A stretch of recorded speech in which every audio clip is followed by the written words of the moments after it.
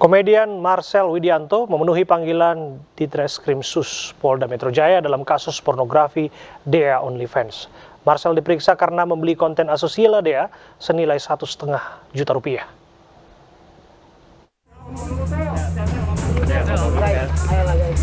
Komedian Marcel Widianto Kamis pagi tiba di Treskrimsus Polda Metro Jaya. Ia memenuhi panggilan polisi atas kasus konten asusila Dea OnlyFans. Usai diperiksa selama 4 jam, Marcel meminta maaf dan mengaku salah atas perbuatannya. Ia mengaku membeli konten Dea untuk konsumsi pribadi senilai 1,5 juta rupiah. Ini pengen membantu sebenarnya teman-teman. Karena gue pengen membantu, akhirnya gue memberikan uang langsung kepada dia. Kenapa tidak melalui OnlyFans? Karena mungkin pemikiran gue adalah ketika gue ngasih ke OnlyFans, nanti antar ada yang namanya potongan harga. Potongan uang, mungkin ada fee dari OnlyFans-nya. Jadi akhirnya gue kasih dia langsung untuk membantu. Karena memang sejujurnya gue adalah berasal dari orang yang susah gitu. Gue tahu banget ketika ada wanita yang akhirnya menjalankan hal seperti itu, otomatis pasti ekonomi masalahnya. Jadi apa yang bisa gue bantu ya udah ekonomi. Dan kalau misalkan lu tanya kenapa akhirnya lu beli, ya udah. Ya karena memang kan gue penasaran juga. Akhirnya gue tukar konten, kalau gue ngasih uang doang takutnya ntar dia tersinggung, akhirnya dia udah tukar konten. Dia kasih. Marcel membeli konten Dea melalui Google Drive yang berisi 76 foto dan video asusila. Ia mengklaim hanya mengaksesnya 1 kali dan tidak mengunduh serta menyebarluaskannya.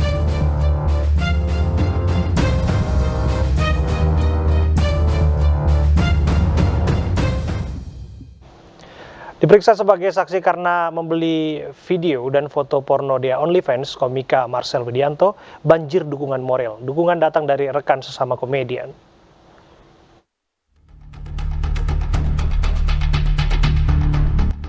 Usai menjalani pemeriksaan kasus pornografi dengan tersangka Dea OnlyFans, komedian Marcel Widianto merasa terharu karena banjir dukungan dari rekan sesama komedian. Melalui akun sosial media miliknya, Marcel membagikan unggahan dukungan untuknya dari teman sesama komedian.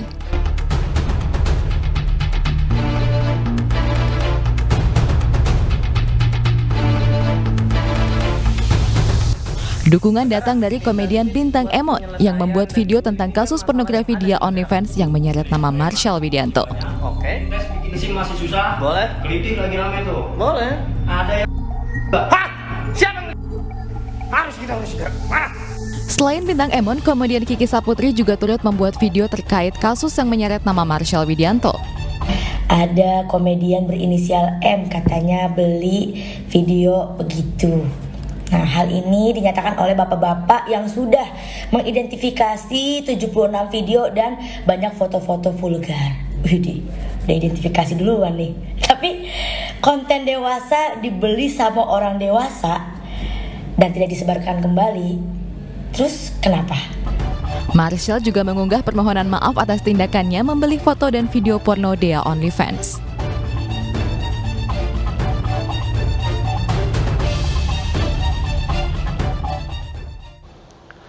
Untuk membahas jeratan pembelian konten porno Dea OnlyFans, kami sudah bersama dengan pengamat sosial Devi Rahmawati.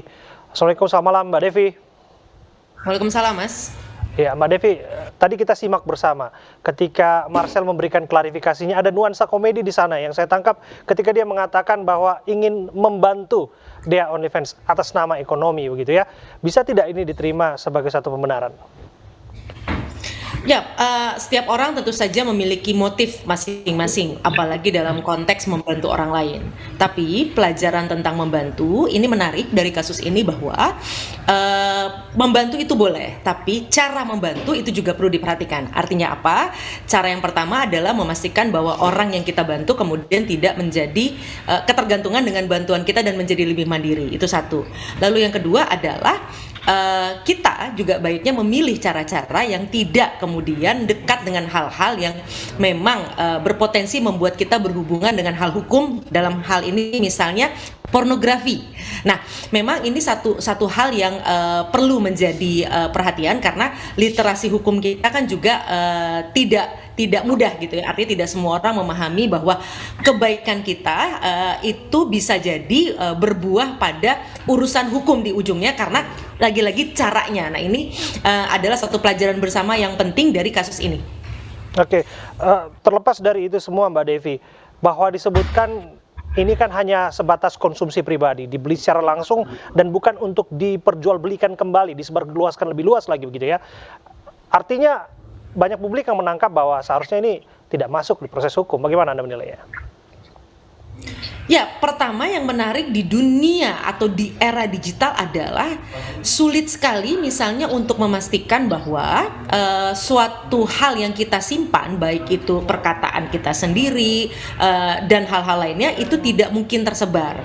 Jadi, saya percaya satu bahwa aparat itu pasti punya data atau fakta yang lebih mendalam sebelum kemudian menetapkan seseorang menjadi tersangka misalnya. Dalam hal ini kan setahu saya Marcel masih menjadi saksi. Tapi artinya ini yang sudah sering sekali kejadian begini. Kita merasa bahwa apa yang kita miliki milik pribadi, tapi ternyata itu bocor. Nah, ini yang perlu saya sampaikan bahwa di dunia digital segala sesuatu itu transparan. Hati-hati, tidak ada sama sekali tempat untuk menyembunyikan.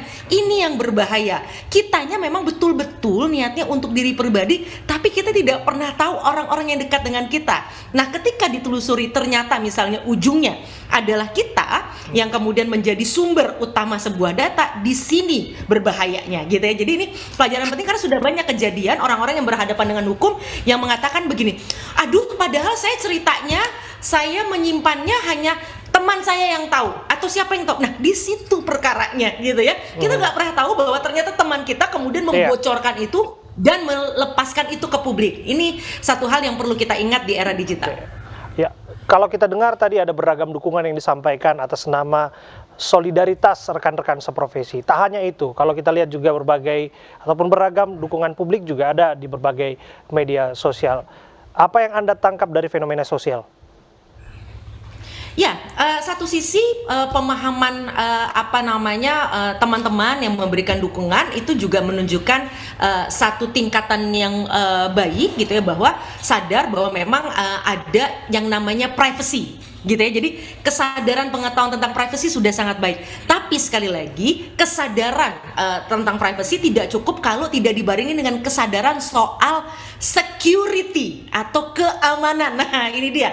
Jadi artinya untuk hidup di ruang digital agar paripurna hidup kita, nggak cukup tahu cara menggunakan sesuatu, tapi juga tahu tentang keamanannya, etika dan budaya. Nah, ini satu paket yang harus dimiliki oleh semua orang yang mudah-mudahan akan membuat hidup kita lebih aman, nyaman dan tenang di ruang digital. Nah, itu dia yang menarik, bahwa soal itu terungkapkan ini disampaikan oleh aparat kepolisian setelah Dea OnlyFans kan ditangkap begitu ya.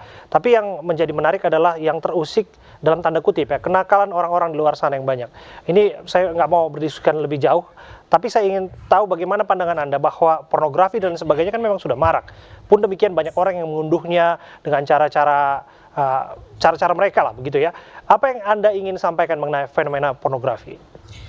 Pornografi satu hal yang harus kita waspadai dengan sangat serius, karena bukti-bukti akademik menunjukkan bahwa daya rusak pornografi apalagi ya kalau kemudian itu tersebar pada kelompok usia yang belum pantas untuk menerima tayangan tersebut. Bahkan sudah ada perbandingannya ketika seseorang menegak narkoba lalu kemudian menonton pornografi, daya rusak di otak itu bahkan lebih rusak dibandingkan yang menegak narkoba. Tapi bukan berarti kita memilih menegak narkoba ya, tidak sama sekali. Tapi artinya ini bukan main-main ancaman tentang pornografi. Sekali lagi bukan soal siapa orang dewasa yang memegangnya, tapi yang kita khawatirkan kalau ini bocor ke adik-adik kita yang belum pantas kemudian mengkonsumsi ini. Ya. Itu menjadi pelajaran yang menarik dan penting sekali pesan yang disampaikan bahwa seorang public figure seharusnya bisa menampilkan nilai-nilai yang lebih baik apalagi kepada pengikutnya ya. Terima kasih atas waktu Anda berbincang bersama kami. Sama-sama. Mbak Devi Rahmawati.